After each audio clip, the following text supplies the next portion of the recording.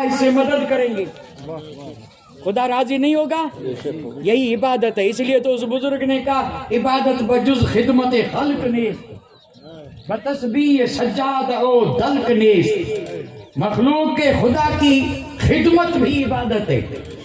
اور ایک بات ذہن میں آ گئی، یہ اسلام کی تعلیم ہے، تعلیم ہے۔ کچھ لوگ سنتے بھی ہیں لیکن غور نہیں کرتے۔ میرے آقا کی تعلیم کیا تھی؟ اس تعلیم پر صحابہ نے عمل کیا کیا؟ ہم اور آپ 12 حدیث سن چکے ہیں۔ صحابہ جا رہے تھے، ان کے بیچ میں ایک صحابی نے ایڑی اٹھا لی، یہ پاؤں کی ایڑی، اور ایڑی اٹھا کے چل رہے ہیں تو کسی دوسرے نے کہا کہ کانٹا چبھا یا پیر میں کوئی تکلیف، ایڑی اٹھائی کیوں؟ اس صحابی نے کہا رہنے دیں، لیکن جب انہوں نے ضد کیا تو اس نے کہا کہ پاؤں کی ایڑی کے نیچے چیونٹی آ گئی ہے، اور اگر میں پاؤں زمین پہ رکھتا تو وہ مر جاتی، اس لیے میں پاؤں نہیں رکھوں گا جب تک کہ اسے پاؤں کی ایڑی سے جدا نہ کر لوں یا وہ جدا نہ ہو جائے۔ یہ تعلیم کس نے دی تھی؟ اور آپ اور ہم 12 سن چکے ہیں۔ یہی شیخ سعدی فرماتے ہیں، قسم رب کی، شیخ سعدی کی حکایتیں بڑی ایمان افروز ہیں اور بڑی عبرت انگیز اور حیرت انگیز بھی ہیں۔ ایک بزرگ ایسی بستی میں رہتے تھے جہاں آٹا پیسنے کی چکی نہیں تھی، دوسری بستی میں جاتے تھے، اب جو بھی ہو اناج لے کے گئے، پسایا اور تھیلی لے کر کے گھر آئے تو دیکھا تھیلی پہ چیونٹی ہے۔ اب یہ سوچ میں پڑ گئے کہ یہاں کی نہیں ہے، وہاں کی ہے، اور اس کو میں نے اپنے گھر سے، اپنے ملک سے جدا کیا ہے۔ اٹھا کے دیکھیں، یہ بوستا اٹھا کے دیکھیں، بزرگ نے آٹا نہیں نکالا، منہ بھی نہیں کھولا، بلکہ اسی حال میں کندھے پہ رکھا، چیونٹی اسی پہ تھی، اور اسی چکی میں آ کر کے آہستہ سے چیونٹی کو اتار کے زمین پہ رکھا اور پھر آٹا لے کے گھر پہنچا۔ یہ کیا تھا؟ میں اگر کہوں نا یہ اسلام ہے، اسلام، یہ اسلام ہے۔ میں مسلمان کی بات نہیں کر رہا ہوں، میں اسلام کی بات کر رہا ہوں، میں اسلام کی بات کر رہا ہوں جس میں یہ تعلیم دی گئی ہے۔ اور جب بات پہ بات آئی ہے تو یہ بھی سنتے چلیں۔ سعد بن ابی وقاص کا دور ہے، آپ ایران فتح کرنے گئے ہیں، اور وجہ کیا تھی کہ ایرانی خام مسلمانوں کو ستا رہے تھے، حملے پہ حملہ۔ اب ان کا جواب دینا ضروری تھا۔ دور فاروق اعظم کا، لشکر کے سپہ سالار، کمانڈر ان چیف حضرت سعد بن ابی وقاص، اور صحابہ کا یہ معمول تھا کہ جہاں بھی کوئی ملک فتح کرتے، دیکھیں پھر وہی بات آ گئی، تاریخ اٹھا کے دیکھیں، صحابہ نے جو بھی ملک فتح کیا سب سے پہلے وہاں سیکھنے سکھانے تعلیم کا کام کیا، دین سکھایا، قرآن پڑھایا، قرآن کی تعلیم دی، اسلام کے قانون سکھائے، اور جب اطمینان ہو گیا کہ یہاں کے لوگ عدل و انصاف سے واقف ہو چکے ہیں، اب یہ ظلم نہیں کریں گے، اسلام کی تعلیم سے آراستہ ہو چکے ہیں، جب اطمینان ہو جاتا تب آگے بڑھتے۔ سعد بن ابی وقاص نے ایران کا ایک علاقہ فتح کیا اور وہاں پر اپنے خیمے نصب کیے، صحابہ کو بھیج دیا کہ جاؤ تعلیم قرآن کو عام کرو، اللہ کے حکم کو لوگوں تک پہنچاؤ، اور لوگوں سے کہو کہ برائیاں چھوڑو، بھلائیوں کو اپناؤ، اللہ کے حکم کو مانو، رسول کے حکم کو مانو، اور سارے احکام سنائے۔ اور واپس آ کر کے جب کہا کہ سپہ سالار یہاں کے لوگوں کو ہم نے بنیادی اسلام کی تعلیم دے دی، اب آگے چلیں، یہ سلسلہ ہوتا تھا۔ یہ نہیں کہ آنکھ بند کر کے تباہ کرتے جائے اور آگے بڑھتے جائیں، ان کا مقصد تباہی نہیں تھا، مقصد عدل و انصاف سلامتی کا پھیلانا تھا، اور بندوں کو خدا سے ملانا تھا، برائیوں سے بچانا تھا، نور دینا تھا، روشنی دینا تھا۔ جو حق تلفیاں کر رہے تھے انہیں حق تلفی سے بچا کے عادل بنانا تھا، بن جاتے تو آگے بڑھتے۔ تو انہوں نے کہا کام ہو گیا، اب آگے بڑھیں۔ تو سپہ سالار نے حکم دیا خیمے اکھاڑے جائیں۔ خیموں میں تو رہتے تھے، اور خیمہ جو ہے عرب کا تو خیر یہ گھر ہی تھا، وہ بادیہ نشین تو وہ پہلے ہی سے تھے۔ اب جب حکم دیا حضرت سعد نے خیمے اٹھاؤ، تو ہر خیمے کا ایک ہیڈ کمانڈر جو تھا اس کے ذمہ تھا اس خیمے والوں کا معاملہ، جا کے کہا اکھاڑو خیمہ، ہتھیار باندھو، اب آگے چلنا ہے۔ حضرت سعد کے اس یعنی حکم پر خیمے اکھاڑے جانے لگے. ایک کمانڈر جب اپنے خیمے میں گیا، اور میں بالکل مدلل بات کر رہا ہوں، اگر کسی کو سمجھ میں آئے تو الحمدللہ، ورنہ ثبوت دینے کا ذمہ میرا ہے. اور یہ بات تاریخ کی ہے اور یہ شان اسلام کی ہے. اس خیمے والے نے جب خیمے کو اکھاڑنے کا ارادہ کیا تو دیکھا کیا، خیمے کے کونے میں ایک گھونسلہ، اور اس گھونسلے میں بیٹھی ہے ایک کبوتری، اور وہ اپنے انڈوں کو سی رہی تھی، اس کے نیچے انڈے تھے. اب اس نے جب دیکھا تو سوچ میں پڑ گیا کہ کروں کیا، کیونکہ اگر خیمہ اکھیڑوں گا تو یہ گھونسلہ گرے گا، گھونسلہ گرے گا تو انڈے ٹوٹیں گے، انڈے ٹوٹیں گے تو اس کبوتری کا دل دکھے گا. لہذا حیرت میں آپ اندازہ فرمائیں یہ تھا کون؟ یہ وہی تھا جو کبھی ان ہاتھوں سے اپنی بچی کو زندہ دفن کرتا تھا. یہ وہی تھا، زندہ دفن کر رہا ہے، بچی چلا رہی ہے لیکن اس کے دل پہ کوئی اثر نہیں ہو رہا تھا. یہ اسلام سے پہلے تھا، اور جب کلمہ پڑھا تو دل کی نرمی کا حال یہ ہے کہ کبوتر پہ بھی ترس کھا کے سوچ میں پڑ جاتا ہے کہ کروں کیا. تو پھر اندر سے آواز آئی، تجھے کیا کرنا ہے، تو جس کا تابع ہے اس سے جا کے پوچھ لے، جو وہ حکم دے وہی کر. گئے حضرت سعد کے پاس، کہنے لگے معاملہ ایسا ہے، خیمے کی اشد ضرورت ہے، سردی گرمی سے، اور خیمے ملتے بھی بہت مشکل سے. آج کا دور نہیں ہے کہ ادھر سے کال کرو اور وہاں سے کمک امریکہ سے بھی آ جائے اور جو مانگو اس کو آ جائے. یہ دور نہیں تھا. خیمہ بنیادی ضرورت تھی. سردی گرمی سے بچنے، رہنے، زخمیوں کا علاج، کھانا پینا خیمے میں ہوتا تھا. اور خیمہ چند آدمیوں کے لیے ایک گھر کی شکل تھی. اب خیمہ نہیں لیتے ہیں تو تکلیف ہوگی، اور اگر خیمے کو یہاں سے اکھاڑتے ہیں تو معاملہ یہ. اب یہ پہنچے سپہ سالار کے پاس، کہنے لگے کہ یہ حال ہے. سپہ سالار نے کہا کہ نہیں، خیمہ نہ رہا تو ہم دھوپ میں رہیں گے، برسات آئی تو بھیگیں گے. ہم بالکل کھلے میدان میں سپاہی رہ سکتے ہیں، لیکن میرے آقا کی تعلیم پر عمل نہ ہو یہ ہم سے نہیں ہو سکتا. میرے آقا رحمت للعالمین نے فرمایا کہ کسی جان والی چیز کو دل مت دکھانا، تکلیف مت دینا. لہذا تاریخ میں یہ واقعہ آج بھی سنہرے حرفوں میں لکھا ہے کہ لشکر چلا گیا اور خیمہ کبوتر کے لیے وہیں نصب رہا. یہ خدمت خلق ہے. اور یہ کام جو ہو رہا ہے یہ بھی الحمدللہ خدمت خلق. اور یہی خدمت خلق صاحب کبھی کبھی آدمی کو ولی بنا دیتی ہے حقیقت میں، باقی کچھ بھی نہیں. اللہ کو راضی کرنے کے لیے خدا کی مخلوق کی خدمت کی، ولی بن گیا، ولی بن گیا. اور آپ نے بھی سنا ہوگا.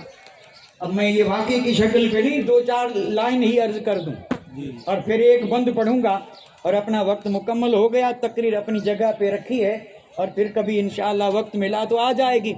تقریریں آتی جاتی رہتی ہیں. ایک بند میں نے پڑھا تھا، ایک باقی ہے، وہ صرف بند پڑھوں گا. لیکن اس سے پہلے یہ واقعہ بھی عجیب و غریب ہے. اور یہاں جو میں نے دعویٰ کیا کہ مخلوق خدا، بھائی دیکھو مخلوق میں مخلوق کسے کہتے ہیں؟ کچھ لوگ سمجھتے ہیں کہ انسان ہی مخلوق ہے. یہ بھی غلطی ہے. جیسے وہ عبادت کو 2-4 چیزوں میں کر لیا تھا، ویسے سمجھتے ہیں کہ انسان ہی خدا کی مخلوق ہے. نہیں، اللہ پیدا کرنے والا ہے، اور اس نے جس کو پیدا کیا سب مخلوق ہے. تو کوئی چیز ہے جو اس نے نہ پیدا کیا ہو، تو خدا کے سوا سب اس کی مخلوق ہے یا نہیں؟ سب اس کی مخلوق ہے. یہ چرند، پرند، درند، کیڑے مکوڑے، جانور، انسان، یہ سب کیا ہے؟ یہ درخت، یہ شجر، یہ حجر، یہ سب کیا ہے؟ مخلوق ہے. اسی کو مخلوق کہتے ہیں. اب جس کو جیسی مدد کی ضرورت، سب کی ضرورت بھی یکساں نہیں ہوتی. بھئی کوئی گھاس مٹھی پہ راضی ہو جائے اور کوئی کروڑ دینے سے بھی راضی نہ ہو، یہ الگ الگ معاملہ ہے. کوئی 2 دانے سے راضی ہو جائے، کوئی ایک پانی کے قطرے سے راضی ہو جائے. بالکل یہ اللہ توفیق دے تو مخلوق کو راضی کرنا بہت آسان ہے، بہت آسان ہے. اور مخلوق راضی تو خدا راضی. اس پر میں عرض کر رہا تھا کہ مخلوق کی خدمت سے بندہ ولی بن جاتا ہے، تو وہ بات تو سب کے ذہن میں ہوگی. ایک صاحب عبادت کرتے کرتے تھک گئے. اب اس نے بھی کیا کیا، جس کو کہتے ہیں ضد. اب اللہ کی بارگاہ میں بندہ ہے بھائی، جس طرح چاہے عرض کرے. وہ بستی سے دور جنگل میں جا کے بیٹھا اور اس کے ہاتھ میں جو لاٹھی تھی عصا جی اس کو سامنے گاڑا، جی یعنی ادھر مصالہ بچھایا، آگے وہ عصا جو ہے نا اسے گاڑ دیا اور اب عبادت کرنے شروع کر دیا اور کہا جب تک یہ درخت نہیں بنے گا تب تک اٹھوں گا نہیں، اور جب درخت بن گیا تو سمجھوں گا اب میری عبادت قبول ہے، میں ولی بن گیا. یعنی سوکھی لکڑی سامنے گاڑی، مصلا بچھایا، بیٹھ گیا، اللہ اللہ. اور شرط کیا رکھی کہ یہ جو لکڑی ہے نا یہ ہری ہو جائے تو میں سمجھوں گا کہ مقبول ہو گیا. جب تک یہ لکڑی ہری نہیں ہوتی، اور لکڑیاں تو ہری ہوئی ہیں، درخت بن گئے ہیں، لکڑی تو کیا بزرگوں نے مسواک کیا اور ایسے ہی بغیر ارادے کے گاڑ کے وہ تو چلے گئے اور پیچھے درخت بنے. تو بالکل روایتوں سے ثابت ہے، اللہ والوں کی شان ہے، اس کو کرامت کہتے ہیں. لیکن اس نے تو یہ نشانی رکھی تھی لکڑی ہری ہو تو سمجھوں گا ولی بن گیا. اب بیٹھا ہے، رات دن گزرتے جا رہے تھے، وہاں سے کوئی گزرا سردار بادشاہ، وہ نکلا تھا کسی کام سے گھوڑے پہ سوار، یہ دنیا دار، یہ تھا عبادت گزار، وہ دنیا دار گھوڑے پہ جا رہا تھا. اس نے دیکھا فقیر بیٹھا ہے، ہاتھ میں تسبیح، لیکن آگے ڈنڈا کیوں گاڑا ہے، اس کی کیا ضرورت پیش آئی. تو گھوڑے سے اترا، ادب سے آ کے بیٹھا اور کہنے لگا فقیر صاحب باقی تو سمجھ میں آیا مصلا تسبیح، لیکن یہ سامنے جو ڈنڈا جو ہے اس کو تو نے گاڑا، اس میں کیا راز ہے. اس نے کہا رہنے دے، تو تیرا کام کر. اس نے کہا جانے والا میں بھی نہیں ہوں، اگر تو ضد کرنا جانتا ہے تو میں بھی تو کچھ تو جانتا، جاؤں گا نہیں، بتا ہے کیا. اس نے کہا بھائی یہ ہے، میں نے یہ ڈنڈا گاڑا ہے کہ ہرا ہو جائے تو سمجھوں اللہ راضی ہو گیا اور میں اللہ کا مقبول اس لیے گاڑ، اب جب تک یہ ہرا نہیں ہوگا تو میں یہاں سے اٹھوں گا نہیں. اب اس اللہ کے بندے کے دل میں پتہ نہیں کیا سوچی، دوڑ کے گیا گھوڑے کی پیٹھ پہ، اس کا بھی ڈنڈا تھا لے آیا اور اس کے قریب گاڑ کے اور یہ بھی بیٹھ گیا. پر میں بھی بیٹھ جاتا ہوں اور میں بھی دیکھتا ہوں جب تک یہ لاٹھی ہری نہیں ہوئی اٹھوں گا نہیں. اب دونوں بیٹھے، اب اس کو اگر گرو چیلا کہیں تو بھی کہہ سکتے ہیں، استاد شاگرد کہیں تو بھی، یا ضدی کہیں، جو بھی کہیں. بیٹھ گیا. اب یہ بیٹھ گیا بھائی، دن میں بیٹھا، اتفاق دیکھیے جنگل تھا، آدھی رات کا وقت ہوا، دونوں بیٹھے ہیں اور دونوں نے عہد کیا تھا کہ نہیں اٹھیں گے، یہ پکا عہد کیا تھا کہ نہیں اٹھیں گے. اب ایک تو پہلے بیٹھا تھا، یہ دوسرا پھر آ کے بیٹھ گیا. اس نے بھی بالکل وچن، اس نے کہا تو جب تک نہیں، میں بھی نہیں، لاٹھی ہری نہیں ہوگی تب تک نہیں اٹھوں گا. پکی بات کا پکی کا بیٹھ جا. اب یہ بیٹھ کے آدھی رات کو جنگل میں آواز آئی چلانے کی، کوئی کہہ رہا تھا بچاؤ بچاؤ، ہے کوئی اللہ کا بندہ جو مصیبت زدہ کی مدد کرے، جان خطرے میں ہے کوئی. چلایا، زور سے چلایا.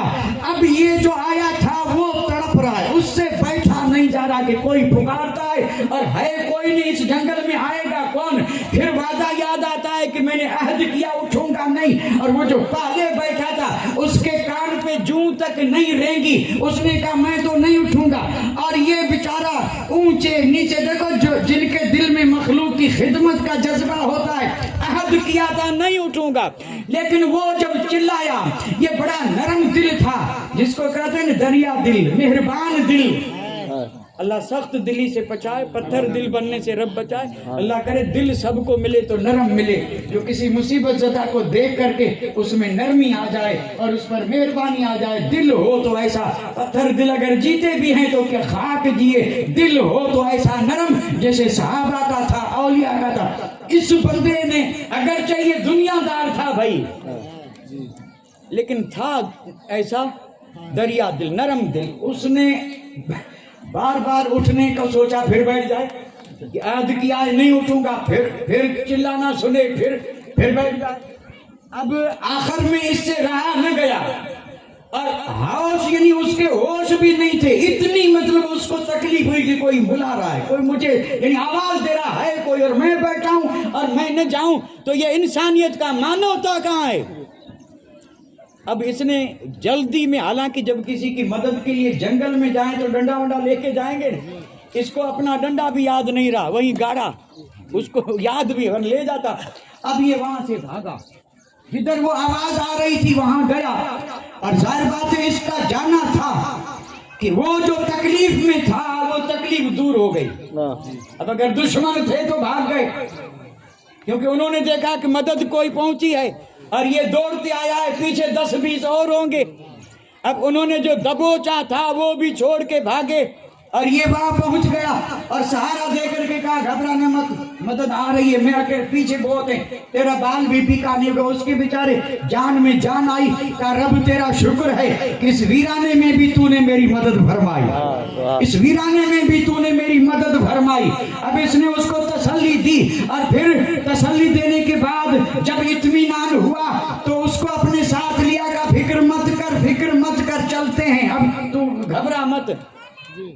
بزرگان دین نے لکھا ہے کہ اس کو لے کے واپس آیا تو اس نے جو ڈنڈا گاڑا تھا نا وہ ہرا ہو گیا۔ سبحان اللہ، سبحان۔ اس نے جو ڈنڈا گاڑا تھا وہ واقعی ہرا ہو گیا، اور اس ڈنڈے نے ہرا ہو کر کے بتا دیا کہ وہ برسوں سے بیٹھا ہے، ہرا نہیں ہوا، اور تو نے دل میں درد تھا اور ایک مصیبت صدا کی مدد کی، رب تجھ پہ راضی ہوا اور رب نے یہ سند دے دی کہ تیرے ڈنڈے کو رب نے ہرا کر دیا۔ سبحان اللہ تعالیٰ سب کو خدمت خلق کی توفیق عطا فرمائے۔ مخلوق کی خدمت میں بہت بڑا اجر ہے، اور یہ بچے، ان کے لیے مدرسے، ان کے لیے اسکول، ان کے لیے کالج، ان کے لیے تعلیم کا انتظام کرنا، یہ سب میرے اور آپ کے آقا کے حکم پر بھی عمل ہے، اور یہ خدمت خلق بھی ہے۔ اللہ سب کو اس کی توفیق عطا فرمائے۔ اور جو دوسرا بند میں کہہ رہا تھا وہ میں پڑھ کے آپ کو سنا دیتا ہوں، اور وہ اسی سے ملا جلا ہے، اور یہ دو ہی بند میں نے آج کے اپنی گفتگو کے لیے منتخب کیے تھے۔ ایک تو پہلے پڑھا، کچھ تھوڑی سی تشریح بھی کر دی، اور دوسرا تشریح کے بغیر پڑھ دیتا ہوں۔ پہلا تھا آرزو کی بات، اور اس کے بعد اب ہے مقصد کی بات۔ ہر آدمی کا کوئی نہ کوئی مقصد ہوتا ہے۔ اس محفل پاک میں بھی کوئی ایسا نہیں ہوگا کہ جس کی زندگی کا کوئی مقصد نہ ہو، سب نے کوئی نہ کوئی مقصد طے کیا ہے، اور کوشش یہ کر رہا ہے کہ وہ مقصد حاصل ہو جائے۔ اور میں نہیں جانتا بھئی کس نے کیا مقصد، لیکن کل ملا کے ایک مقصد تو سب کا ہی ہے، دھن دولت، مالدار ہونا، یہ تو سب کا ہوتا ہے۔ باقی کسی کا ہے کہ گاڑی، کسی کا بنگلہ، کسی کا جاگیر، یہ الگ الگ مقصد سب سے، اور کوشش بھی سب کر رہے ہیں۔ اور کامیابی کسے کہتے ہیں کہ مقصد بنایا، کوشش کی، مقصد ملا تو کامیاب، نہیں ملا تو پھر ناکامیاب۔ تو اللہ سب کو جائز مقاصد میں کیا کرے، کامیابی۔ لیکن ایک مومن، صاحب ایمان، سچا پکا وفادار مسلمان، اس کا مقصد کیا ہونا چاہیے، اس کے بارے میں وہ جنہوں نے مقاصد حاصل کیے وہ کہتے ہیں، ہم نہیں، وہ کہتے ہیں مقصد یہ ہے کہ دنیا سے جہالت دور ہو جائے۔ اس نے کہا میری زندگی کا مقصد ایک ہے، اور وہ مقصد کیا ہے، میں بادشاہ بن جاؤں، وزیر بن جاؤں، وزیر اعظم بن جاؤں، لکھ پتی کروڑ پتی نہیں، میرا مقصد صرف یہ ہے کہ یہ جو جگ ہے، جگ، اس میں جو اگنانتا، جہالت کا اندھیرا ہے وہ دور ہو جائے، یہ ہے اصل مقصد۔ اور مومن کا مقصد حیات یہی ہونا چاہیے، یعنی مقصد یہ ہے کہ دنیا سے جہالت سمجھ رہے ہیں کہ نہیں، اسی جہالت سے تو جاہل بنا ہے، اور یہ عالم کا اپوزٹ ضد ہے۔ ایک انجان جاہل کچھ بھی نہیں جانتا، اور ایک وہ ہے جو جانتا ہے۔ پھر نہ تو جاہل کی کوئی حد ہے، نہ جاننے والے کی کوئی حد ہے، اور جاہل جب ایک دم حد سے زیادہ ہو تو کہتے ہیں اجہل، اور جاننے والا جب بہت زیادہ جان لے تو کہتے ہیں عالم۔ وہ عالم بنا، اور جاہل کیا بنا، اجہل۔ اجہل یعنی سب سے زیادہ جاہل، جتنے بھی اور جاہل ہیں یہ ان سب سے۔ تو یہ جہالت کے الگ الگ گریڈ ہیں۔ مقصد یہ ہے کہ دنیا سے جہالت دور ہو جائے، اور ہر مسلم کا دل قرآن سے پر نور ہو جائے۔ یہ مقصد ہے کہ کوئی اور علم آئے یا نہ آئے، لیکن میرا مقصد یہ ہے کہ کوئی غلام ایسا نہ ہو کہ جس کا سینہ قرآن سے خالی ہو، اس کے سینے میں قرآن کا علم آ جائے۔ مطلب یہ ہے کہ مومن کا जरूर पढ़े क्योंकि ये खुदा का कलाम है। सुभान। और जब ये इस दिल में आता है तो ये है घर आबाद, और अगर ये नहीं है तो वीरान घर है। और ये हदीस पाक है। और इसी पर मैं अपनी बात खत्म कर रहा हूँ। मेरे आका ने फरमाया कि जिस दिल में कुरान नहीं वो वीरान घर की तरह है। वीरान समझ रहे हैं? वीरान को तो वीरान ही बोलते हैं ना भाई, जिसमें कोई न रहे। घर तो आला से आला बना लिया, उसमें रहता कोई नहीं है।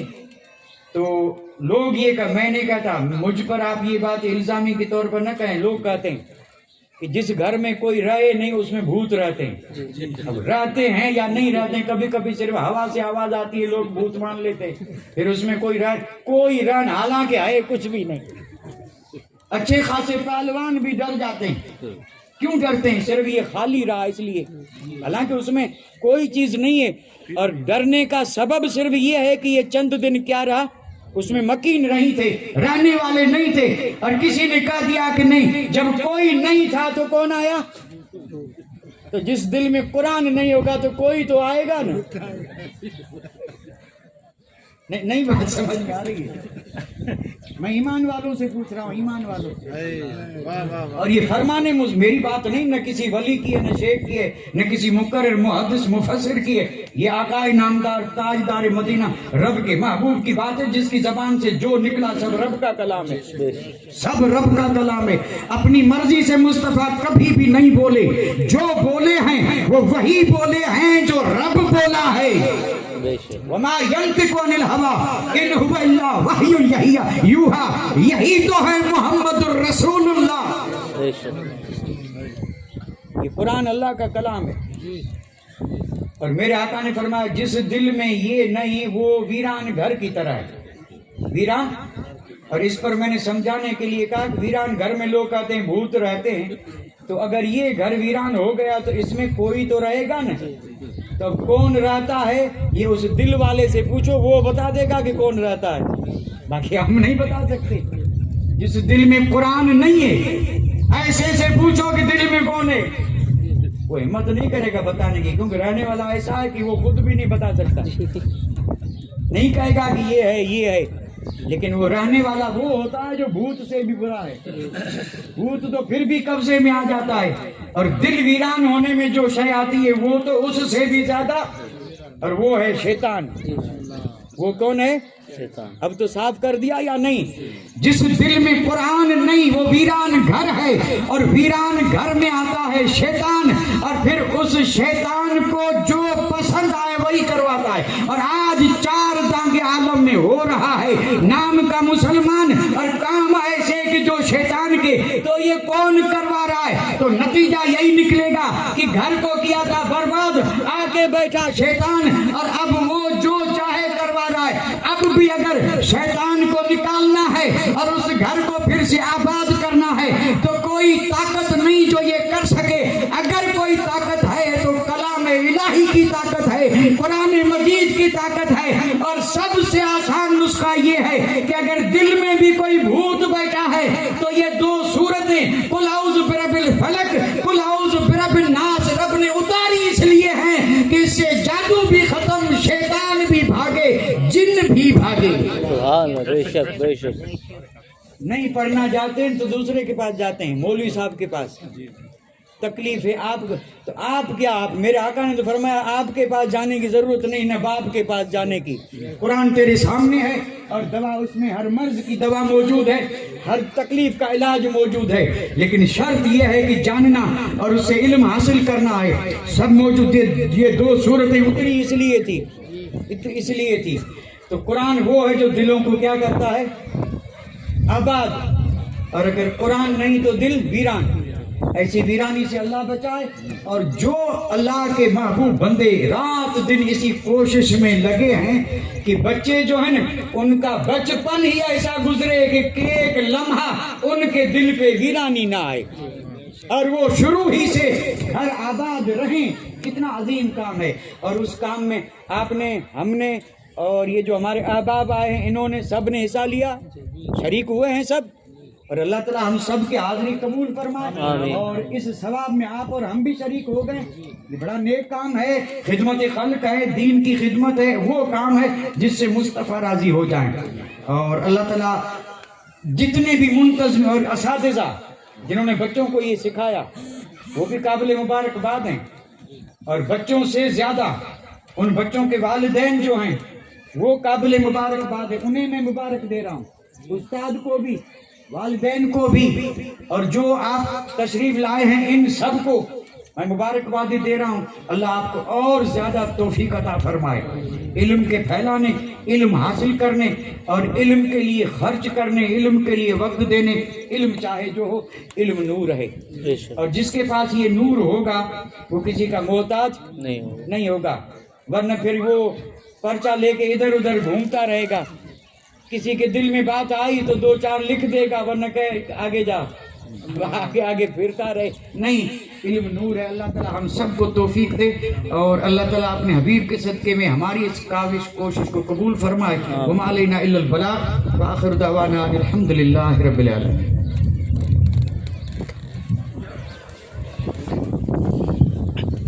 رحمتوں کے تاج والے, دو جہاں کے راج والے, عرش کی معراج والے, عاصیوں کی لاج والے, یا نبی سلام علیکہ, یا رسول سلام علیکہ, یا حبیب سلام علیکہ,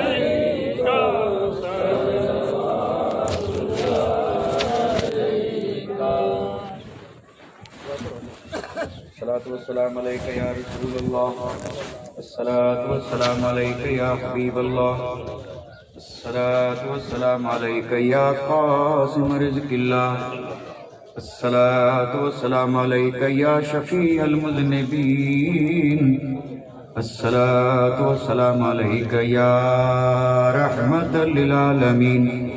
ربنا تقبل منا إنك أنت السميع العليم, وتب علينا إنك أنت التواب الرحيم.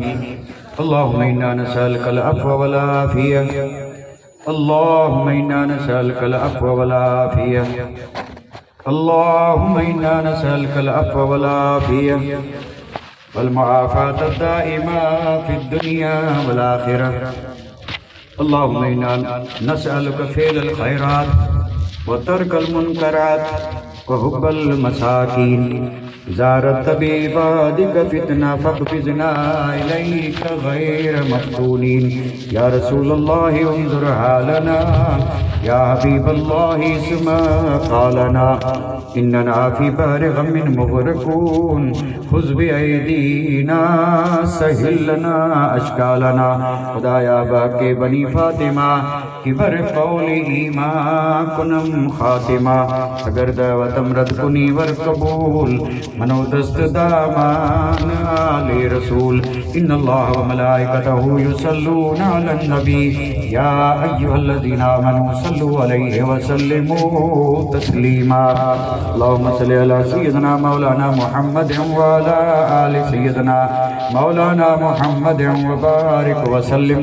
سبحان ربک رب العزت عما یصفون, وسلام علی المرسلین, والحمد للہ رب العالمین.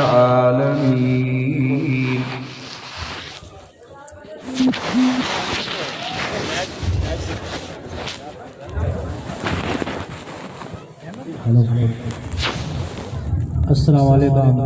شکوبر حاضرین مجلس ہیں بھائی اٹھوا بھائی نیاز تیار ہے, نیاز کھائی અને પોઈ વેજા.